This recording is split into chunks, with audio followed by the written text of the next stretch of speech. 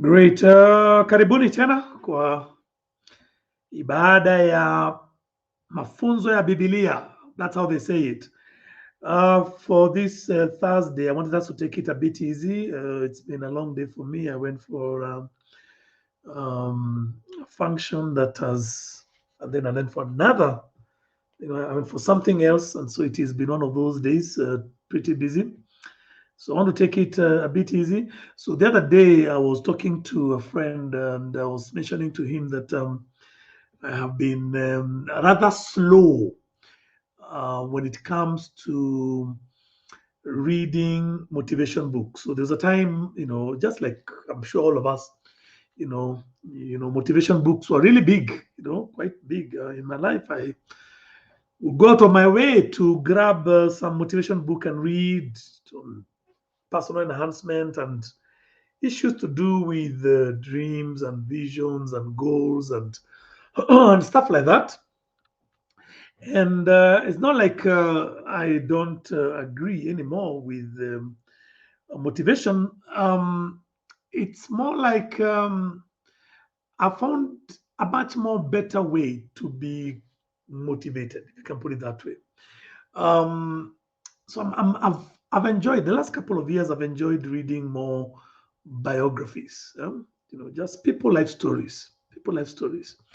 So the last like maybe 4 or 5 years, it's been my thing now. If I get a good biography, I read it, and I relate more with the people's life stories because it's not all rosy. Sometimes when you read motivation, you only hear the part where the person did pretty well. you know um but we all know that that's not always the case. That is, there's a huge part of people's lives before they hit the limelight, or you say the limelight, or hit the limelight, or when they succeed. And a lot of stuff then is said about success. Success has many relatives, you can call it that way, and failure is an orphan. People want to relate with success always. And people write, and anytime somebody does well in a particular area, and we need to celebrate people when they do well. I think it's a good thing. But the point I'm trying to drive here is that when you read um, motivation and people quote people who have done well, they leave out a very huge part on the how to's, how the persons got there. And we don't see a lot of things that went into making that success possible. Most of which, if probably we were made aware, we would relate with and would feel a little more like we are not alone in this bus, as it were. And so, a lot of my time I've spent, again, like I mentioned earlier, um, just reading people's biographies and life stories.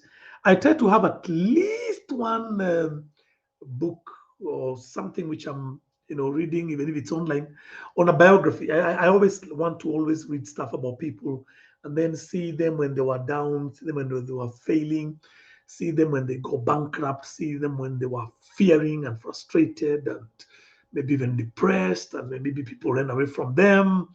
And it is quite what's the word? It's quite encouraging because you realize we all go through the same systems. I came across a quote the other day. This lady, she's a fantastic author. She said, "Motivation is garbage because it is never there when you need it." I mean, forgive the language can be a bit extreme, but I like it. I like it.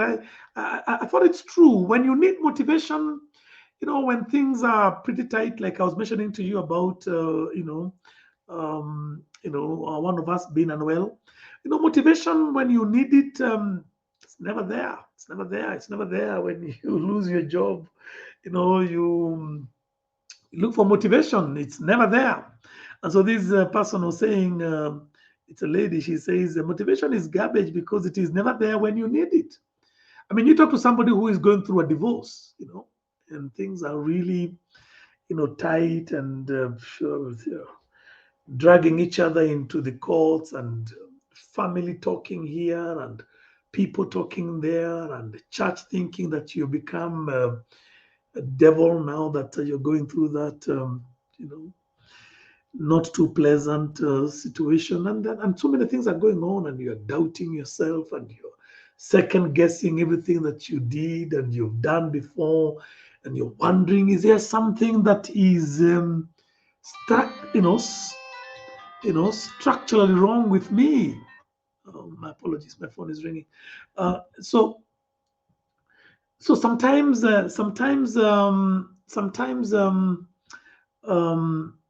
motivation is just that. It's when you need it. Um, like I was saying before, my phone started ringing and I got a bit distracted. So if you talk to somebody who's going through, for example, a divorce, and I have had the occasion to speak to somebody, actually Christians, and they're second guessing themselves, and they're wondering, what's wrong with me? My phone is ringing again. Okay, my apology. Let me just switch it off. Okay, that's okay. So so that's what happens. At that time, I'm sure motivation doesn't come very. Can you imagine going to tell somebody all the stuff which you tell them, be strong, do, all those things, all those things. In fact, it is very easy to get into a space called toxic positivity. Okay, we were having a conversation the other day on that there's something called toxic positivity or positive toxicity. Okay, um, where essentially a person is positive to the extent whereby they are failing to see the reality. For example, if somebody is bereaved, and we've gone through those kind of situations before, somebody is bereaved. Sometimes all they want from us is to be listened to. It's not to be told things like in a better place, like all those kind of things. Sometimes all they want is presence. Sometimes all they want is empathy. Just be there, listen to me, and let me rant. Let me tell you, because the loss is real. I don't think telling somebody you have other children, for example, because I was in a funeral today, and somebody had lost a young kid, not very young, and to 21 is still young, and you can't go say, but look on the bright side, you have more children. I mean, that's crass, that's brutal, that's insensitive, that is horrid. I mean, that's bad, that's wrong. Somebody may be thinking that they are being positive, and sometimes we do those things, including myself, unwittingly and unintentionally. We don't want to offend, we don't want to, but then we end up saying things that end up becoming, far much worse. Did I put that correctly? We end up saying stuff which is far worse than if you just kept quiet, hugged somebody, and said, "How can I make this better for you? How can I make this easy for you?" Okay, maybe just hang around, just be there, whatever. But the idea here simply being, the idea here simply being, you don't want to come out like if you are not appreciating the gravity, okay, of the situation, the gravity of the situation. Okay, and that is what they call toxic positivity. It is more than just being what's the word, you know um, you can be upbeat, and you can be full of expectation, and that is all good. positivity is not bad per se, but then there is a level at which, you know, somebody could be clearly be what's the word? They could be failing to see the reality, and that becomes toxic. Okay, you know, they fail to see the reality and appreciate the gravity of the situation. And that's what I'm trying to say in so many words. So back to what I was saying earlier, motivation it's never there when you need it. You know, not there when you need it. You know, I remember one time sharing in church. I think it was in church, and I was saying that while we appreciate, and there's a place for motivation. Uh, um, while we appreciate motivation, it should never take the place of, for example, preparedness. Getting our hands dirty, for lack of a better word, you know, we are putting it, getting the job done. I mean, the World Cup is coming, I think, next week, starting next week. I mean, those teams are preparing. Of course, they'll be motivated by their coaches. Of course, they'll be motivated by their country. Maybe they'll be given financial motivation, whatever it is. But they are preparing. They are learning strategy. They are, you know, doing what needs to be done to win matches. They are training. You know, they are prepping themselves. They are eating right. I'm sure they are in camps. They're not going home, you know, to their family. They're in a, you know, these camps where they concentrate and go on very intense exercise. So motivation only plays a very, you know, small role, some role, but not the main role. The main role is building skill and developing oneself and getting your strategy right. Okay. And so I don't want us to put too much premium on motivation at the expense of everything else, which I believe is very, very, very important. Okay. Which is very, very, very important. There is a statement which sounds a little bit far off, but I think it's related. And I read this from a gentleman called Leonard Ravenhill. He speaks a lot about revivals and all that. Okay. And Leonard Ravenhill said something interesting in a book called, I think the book is called Why Revival Tarries or something like that, or one of his books, you know, one of his books or his tips. I'm not exactly so sure. I read this thing a long time ago. And he said that the church that is fully prepared for revival is already in the revival. And I see a correlation with what I'm saying.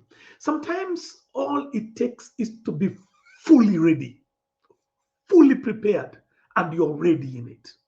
Okay? That away from the conventional thinking that you can be so motivated that it will compensate, it will, substitute preparedness. Life is about preparedness. Marriage is about preparedness. It's not about motivation. Parenting is about preparedness. I mean, you just learning this thing and sometimes learning on the job, and but learning all the same and getting your hands dirty, figuratively speaking. I mean, getting the job done. Business, it's about preparedness. It's about understanding markets and going out there and promoting your product and coming out with a better product, becoming a professional in your line of, you know. I was reading something about narcissism some years ago, and I like something that somebody said about narcissism that made me, you know, it just got my attention. I hope I can put to get it. It's somewhere on my phone. I put it someplace. It speaks to what I'm talking about in so many ways. It kind of um, connects to that. Let me see if I can get it for you. Just one bit. Okay, here I got it. So this gentleman said concerning narcissists, and you know, narcissists are these people who are so self-absorbed and lack empathy, and they love control, and they manipulate people, and they want life to revolve around, you know, themselves and their interest and all that. And this person says that narcissists have the confidence of the competent with a T at the end without the competence. Huh? So these self-absorbed people who think that life owes them and fully entitled, and they are always controlling, low in empathy, strong in manipulation, and all that. He said that they have the confidence, which is a tragedy. Is a tragedy when you have the confidence, and I hope you can see where I'm going with this and how it connects with what I was saying earlier. Having the confidence of the competent without the competence. Huh? Having the confidence of the competent without having or being or without the competence. Okay? The competent are people who have done certain things, taken time, built themselves, developed themselves, again, got the job done. I mean, how can I put it? I mean, they if it's a football like the one which we are looking forward to in a couple of days, they've worked hard, they've trained, they've gone through their scripts in terms of strategy, whatever it is. Okay, having the confidence of the competent without the competence. So the person said, so they overclaim their contribution. Now, and now that is not only true for narcissists, it's also true for many people in life.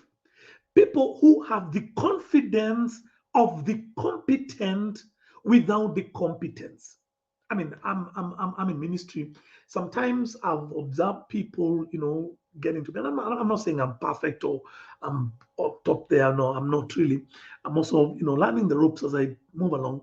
But I've seen people who carry themselves with the confidence of the competent, without the competence. I mean, and we've got giants, in this industry, we can call it that way. And the truth of the matter is that it's been years of painstakingly developing themselves and building themselves and everything else. And the same can be said in business and any other field. I've seen Mugambi has joined us. Even in academia, you can have the confidence of the competent without the competence.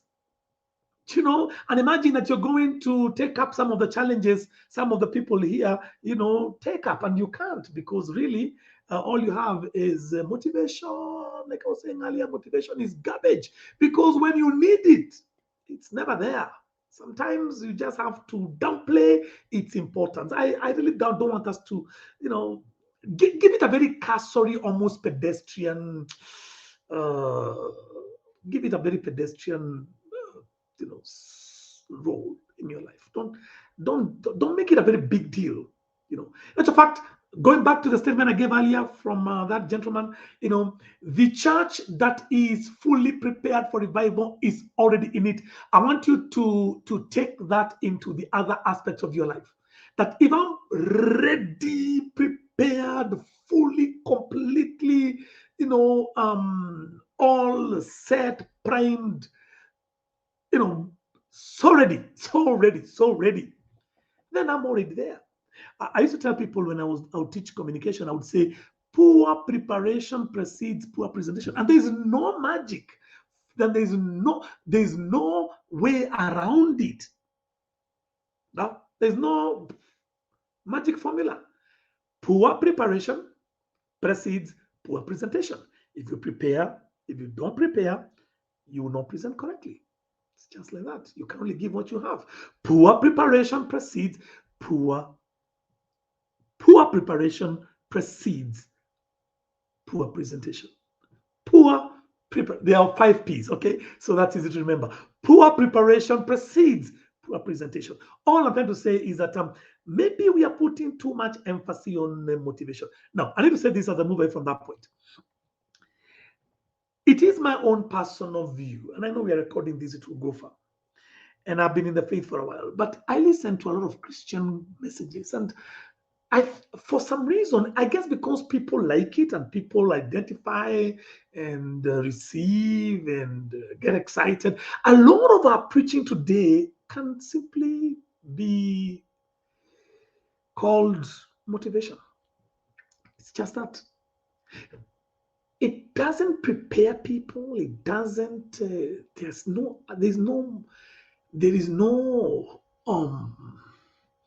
In terms of input, you're looking for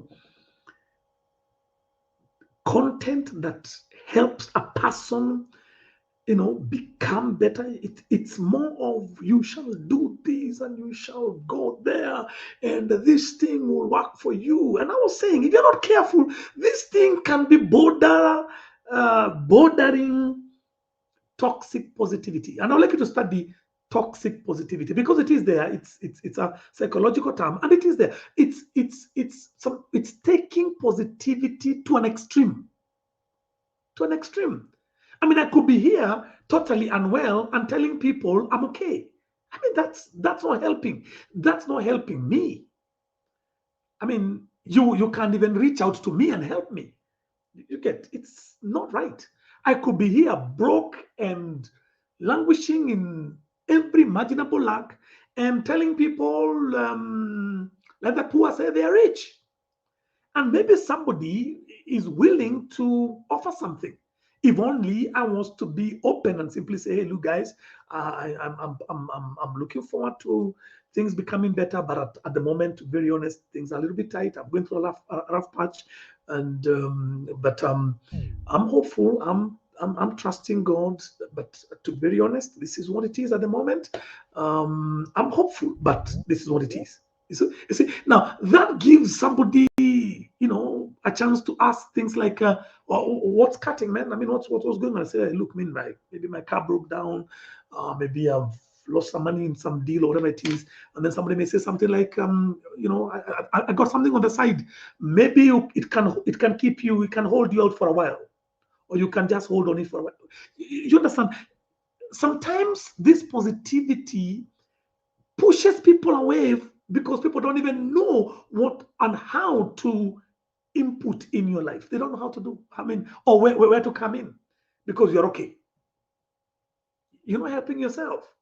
You're not asking for help. And so many Christians, sometimes we go through this. I mean, we go through this, and I need to get away from that point. So motivation, be very careful that it doesn't end up becoming a toxic positivity. At the same time, like I mentioned, having the confidence of the competent without the competence. I mean, and I know this is being recorded, you hyper Ambestars. And Ambestars we have good players, but let's be honest. Let's be very honest. They are not there. You know what I'm saying. I mean, they are not there. I mean, they are not France. They are not Brazil. They are not England. Our football, national team, it's good.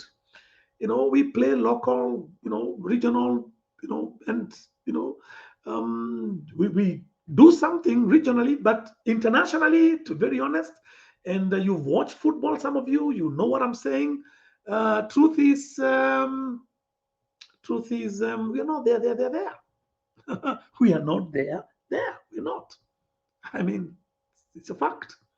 Now imagine that we prescribe, okay, motivation. So we say this is how we're going to get our Harambee Stars to play, competitively, in a World Cup. I mean, the truth of the matter is, and then we propose and prescribe motivation. No. I mean, there are serious skill issues. There are serious, maybe even diet issues. I don't know. I mean, some people maybe even to bulk up some muscles. I don't know. I mean, there are serious strategy issues. And I'm not saying they're bad. I'm simply saying they're not there. And it's good to acknowledge you're not there. When you speak like this in many forums, people say, "Oh, you're being negative. You're putting people down." No, you're not putting people down. You're just being honest by simply saying This is where we are, and we're not saying we're going to remain there, but you're willing to work, put in the work, and become better. That's what I'm trying to say. Okay, so again, I'm coming back to my last point, which, and I've overstayed on this one. I think we need to rethink. Okay, let me say that better. We need to rethink. We need to rethink sermons, because if sermons are just motivation, the door will open for you, and if the door doesn't open, and then it's all that. It's hype, and there is nothing in terms of the wherewithal, the tools, no, the tools, the tools. You know, there is life, and there are accessories of life. You understand?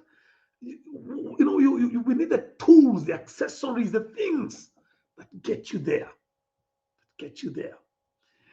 So that's what I think. The other thing I need to say now that I mentioned about that, and I'm taking this from my heart to you, as I told you, I came in a bit late and I didn't have time to um, get a couple of things properly put together, is that for me, success is the progressive realization of a worthy ideal. Let me say that again. Success, because it is good we get definitions correctly. Success is the progressive. For me, I think keyword in that whole definition. Keyword is progressive. Success is the progressive realization of a worthy ideal. So you are the one who has the ideal. I read a joke one time, on marriage. Somebody, was speaking on issues to do with him getting married. He said, I wanted the ideal. I got a raw deal. Now I want a new deal. Okay, so it was just a joke on marriage. And this person was saying, I wanted the ideal. I got a raw deal. Now I want a new deal. But away from that, success is the progressive relationship. Success has an element of gradualization. Put it differently. So if I'm coming from a one-roomed house, for example, and I went to a two-roomed house, okay, in the eyes of somebody who lives in a bungalow, massive mansion, I mean, I'm still doing very badly. But from where I am, from where I'm coming from, I made progress. And we need to start celebrating small victories, so that people don't keep us in this space. And this happens a lot when you listen to motivation. People don't keep us in this space whereby we are looking at a big picture. I mean, huge picture that probably will be realized 30, 40, 50 years from now. What about moving from one level to the next level? And I celebrate. I celebrate that, knowing that I have made progress. It's a progressive realization. Okay. Do you know, if we were to look at success that way, a lot of us are doing well. And we will not be feeling guilty after we listen to motivational talks and somebody says, oh, I'm buying this big, many million worth car, and maybe all you can do presently is just buy some used car, some second-hand car, maybe for about 300,000. Maybe that's what you can do. And better than nothing. I mean, it's where most of us started, even further down than that. And we felt great. From nothing, we felt great. We were motoring. Okay. It's not top of the range, but I've started. I made progress. Okay. Because I say this a lot, now that I talk about, motivation. Sometimes when you listen to people talk, and then they have all these big things, and they're saying, move from here, and now I'm making these many millions in my business. And sometimes all you need is just to make one extra step, You may not have a hotel, for example. Maybe you may just move from a kibanda to some structured environment. Okay. And it's okay. It's success. It's progressive. Okay. You made progress. You made progress. Um, so let's define it correctly so that we don't, because sometimes I'll read motivation books sometimes, those way back, those years back, and you have this feeling. How can I put it this way? How can I put it better? If we were to listen to ourselves and see where we are coming from, we'll feel great about the progress you're making. But if we listen to others and compare ourselves with others, you will feel like if you haven't moved. Have you ever noted that? So you're okay with where you live, you're okay with your job, with the money you're making, until you talk to somebody and they kind of look down on you, or maybe you look down on yourself because they have doing pretty well. And the challenge here is to restrain ourselves from comparing and simply say, I am competing with who I was yesterday, not with everybody else. Because everybody else, you go to somebody, you just got into your nice two-bedroom house. Somebody tells you they're building their third house, you know, like they do it in other parts of the world. They're doing their summer house and their winter house and their this house and their holiday house. And it leaves you feeling like, oh God, what did I do wrong? No, success is the progressive realization of a worthy ideal. This is something I said in church. No, it wasn't in church, somewhere else. And I called it the progress principle. Where was this? I'll remember. I had a meeting. I put it down somewhere. It's in my notes, one of my scattered notes on my phone. I said, and this is from me to you. If you can buy into this, I'm sure it will help you. Every day, I call it the progress principle. Every day, I must make progress on one thing that matters to me. Okay? Now, that's big in my life. That's big. Every single day, I must make progress on one thing. One thing. The more the merrier, but at least one thing that matters to me. It could be something I read. It could be exercising. It could be maybe calling my parent, my mother. Whatever. It could be going out to serve. But at least every single day, I must make progress, advance, develop further, grow, make progress on one thing that matters to me. If it matters to you, advance it. So the other day, so I got some car, and so just some second hand cars, and so I've been fixing it up. Okay, just fixing it up and all that. So I took it to have it repainted, and the gentleman who was to repaint it is known to one of our friends here, Paul. He looked at the car, and the car had been repainted 2 months ago, actually a month ago. Okay, actually when I bought it, the car had been repainted very well, and I told him exactly what I wanted done, and he couldn't hide his what's the word? He couldn't hide his, I don't know, dismay.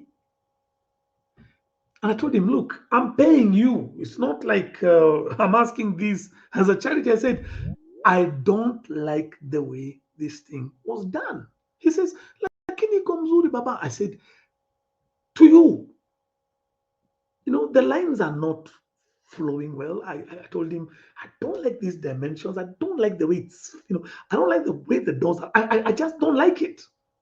I don't like it. I told him maybe because the other cars I have, came in new. So I said, look, I just want this thing perfect, and I mean exactly that. I want it perfect. And I'm not picking it. I want it perfect. I want the doors to swing right. I want all the lines. I want every dimension to follow. And I left it. you know. And there were a few people rolling their eyes, and thinking like, "Oh, that guy is just trying to throw, money around." And I was feeling, no, it's me. It's just me. That's it matters to me. Okay, if there is an imperfection, it matters to me. I mean, it matters to me a lot, a lot, a lot, a lot, a lot, a lot. Okay. So the other day I was telling my wife I need to have one of my cars, buffed and all that, and because the dog scratched it, and you need to a microscope, whatever to. But to me, there's a way I want it. Okay, it disturbs me when I see it like that. I see that little scratch, I don't like it, and so I have to go and rub it until I don't see it. Okay, so what am I saying, good people? Um, does it matter to you? Does your cars matter to you, or your car matter to you? If my cars matter to me, if I can do one thing, if my intellect matters to me, then I one thing. If my communication matters to me, one thing, just one thing. Even if it's just learn one word, just one extra English word. Okay, so the progress principle, moving swiftly, moving on swiftly. Every day I must make progress on one thing that matters to me. Okay, okay, okay. Now I'll say two more things and then I'm done. Um, and this I picked from some place. I honest with you, I can't remember where, but I picked it somewhere. Um, and this person said something very interesting. He said that if your body, not your mind, if your body, not your mind, is not feeling that life is tough, your body is not feeling that life, hii maisha ni ngumu sana, that life is, if your body is not feeling that life is tough, then you're not doing something worthwhile.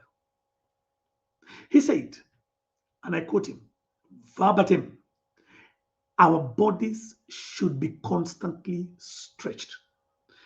Remember where I'm coming from? I'm coming from motivation, and I'm saying motivation, treat it, pedestrian, cursory. There are things to do to get to where I want to go. And one of them, listen to this one, our bodies need to be constantly stretched. And I like how he ended it. He says, when you go to bed, later in the evening, when you go to bed, you should not sleep. You should die. Let me put it that way. Let me put it again. When you go to bed, it should not be called sleep. It should be called death. And he gave a good example. He said, have you ever observed children, especially boys? I mean, the boy runs all, and there are people here with boys. You know how our children are. They run, their bodies are so stretched. When that boy or girl hits the bed, okay, forget the bed, hits the floor, or hit the floor, it's not sleep anymore. It's a death. You literally have to carry them. They have no idea. The body is so stretched. And the beauty about being stretched is this. And I'll be honest with you. After you are 7 hours, 8 hours sleep, tomorrow morning, you're born again. Our bodies have a way of re-energizing itself and recreating the energy and rebuilding itself again. All I'm saying, people, here is this, and it is important. It is important. I don't think we stretch enough. And I'm putting myself there. One of the ways to make the most of our moments and enter to this into this space we are calling success, and we go for motivation to get there, which I don't think it's a good way to go. I think motivation should not be given too much premium. Let's stretch our bodies. Let's stretch our bodies. Let's stretch our bodies. Whatever you do, do it hard. Do it very hard. Do it very, very hard. So I'll read this again. I like it. If your body, no mind, if your body is not feeling that life is tough, your body should feel that life is tough. You're not doing something worthwhile. When you go to bed, you should not sleep. You must die. Because our body should be constantly stretched. Okay? Okay? Our bodies should be constantly stretched. I'll finish with a final statement which I put here. And these are things which I'm just picking randomly from my phone, which I jot a lot of stuff. I always write stuff when I come across them. The person with more options wins. That's my final point. The person with more options in the game of life and the game we call success, what are we going to call it? The person with more options wins. Period.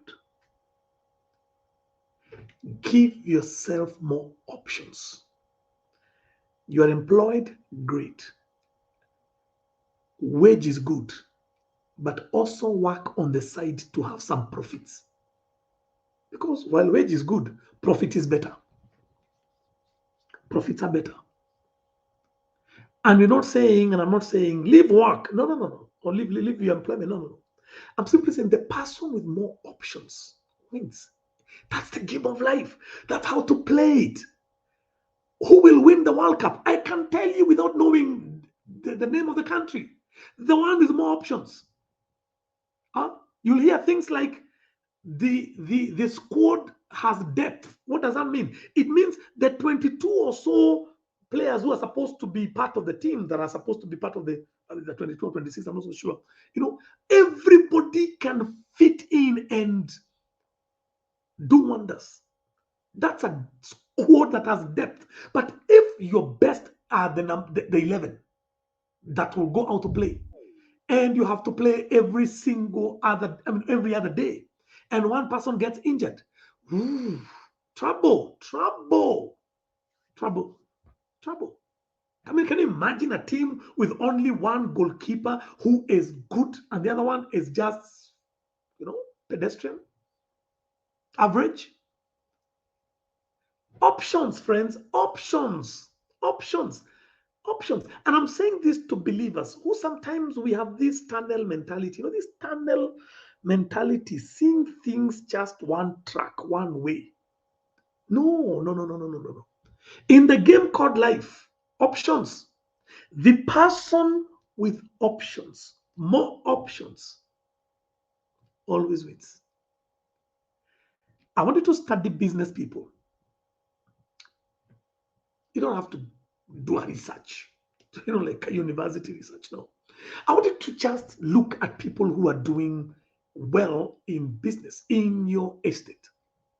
Okay? Around you. Options. Okay? They're doing this, and they make sure that they're not hiring transport because they bought a kind of a car that can be able to, or a van that can be able to, take up that other bit. Okay? Options. When we narrow our options, we're just selling one thing, doing one thing. It's very easy to be knocked off the rails completely. I mean, I preach, but I can tell you, as many of you know, I do so many other things, which is a good thing. If you can write, the better. Which works very well for me. If you can do other things and many other things which I do, the better. All I'm trying to say is, as much as you're going to give the bulk of your energy and strength to the core, and all that, but have options, you know, because a person with more options wins. I know we've been told to be singular minded and to whatever. It's true. There's a place for that. There's a place for pursuing one thing. But if you pursue one thing and you accomplish it, please pursue another, and then pursue another, and keep. Most of us can juggle 3, 4 things comfortably. I mean, whenever you listen to, people talk about guys like we're talking about Elon Musk earlier before we came into the service proper. I mean, he's taken Twitter, but the guy has been in every other thing. Options. I got to finish because of time, and hoping that even with the few things which we've just mentioned on success and stuff like that, we pick something. I wouldn't want us to see what we are talking about in terms of success purely on a money front, because again, that's sometimes the tendency. I have always believed that money magnifies your essence. Let me say that again. Money magnifies your essence, your core. A good person will even be a better person with money. A bad person will be diabolical with money, will be wicked, will be evil, will be, oh, I'm telling you, they are going, you compound evil with money. Okay? So we're not talking about money as the object of our success. Success should be seen holistic, social, relational, family, health, intellectual, spiritual, and the list goes on, professional, etc., etc., and of course economics. Okay, but money magnifies your essence. So it's not the main thrust. Okay, there are many people who, I don't know where I came across this, but it's a common quote that I see around, and it goes something like, some people are so poor, the only thing they have is money. Okay, it's a very common quote that some people are so poor, but the only thing which they have is money. Okay, so please think about it, and God bless you. Paul, back to you.